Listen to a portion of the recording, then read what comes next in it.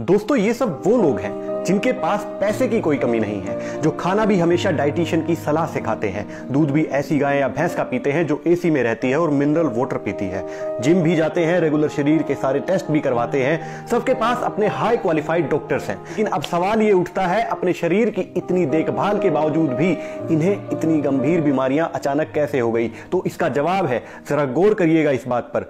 ये लोग प्राकृतिक चीजों का इस्तेमाल बहुत कम करते हैं, या मान लो बिल्कुल ही नहीं करते। जैसे हमें प्रकृति ने दिया है उसे उसी रूप में ग्रहण करो, वो कभी आपको नुकसान नहीं देगा। इसका सिंपल सा उदाहरण है, कितनी भी फ्रूटी आप पी लीजिए, वो शरीर को आम के गुण नहीं दे सकती। अगर हम इस धरती को प्रदूषित ना करते तो धरती से निकला पानी बोतल बंद पानी से लाख गुना ज्यादा अच्छा होता।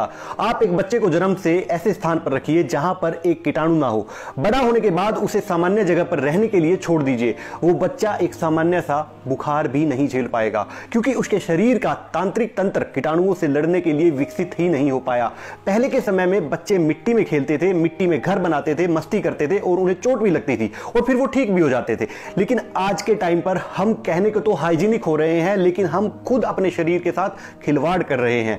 दोस्तों ये खिलवाड़ बहुत महंगा हमें पड़ने वाला है। बड़ी बड़ी कंपनियों ने लोगों के मन में इतना डर बैठा रखा है, मानो एक दिन साबुन से नहीं नहाए तो तुम्हें कीटाणु घेर लेंगे और शाम तक तो आपकी मृत्यु पक्की है। दोस्तों इंसान सोच रहा है पैसे के दम पर हम जिंदगी जिएंगे। दोस्तों कभी गौर करना, पिज्जा बर्गर वाले शहरों के लोगों की एक बुखार में धरती घूमने लगती है, और वहीं दूध दही छाछ के शौकीन गांव के बुजुर्ग लोग वही बुखार दवाई के बिना वो ठीक कर लेते हैं।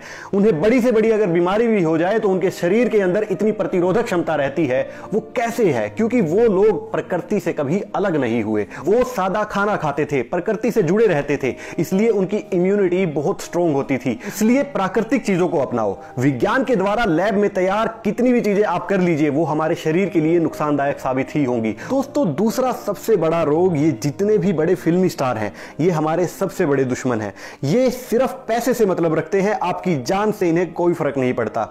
उल्टी सीधी चीजों का विज्ञापन करके सारा यूथ उल्टी सीधी चीजों की तरफ धकेल दिया।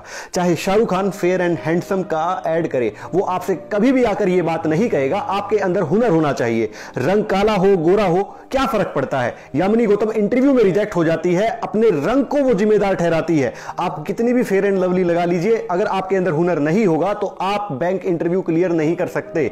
लेकिन यहां पर लोगों के दिमाग के साथ सिर्फ एक डर का व्यापार ये जितनी भी बड़ी कंपनियां हैं ये करती हैं। कहां जा रहे हैं हम लोग? दोस्तों दुख की बात तो ये है, आज का यूथ आइडल भी इन लोगों को मानता है। दुर्भाग्य है, एक एक्टर की मौत के ऊपर सारा हिंदुस्तान गम में डूब जाता है और एक फौजी की शहादत पर इस जनरेशन को कोई फर्क ही नहीं पड़ता। ये जनरेशन सिर्फ टिकटॉक कहीं बंद ना हो जाए इस गम में डूबकर सुसाइड कर रही है।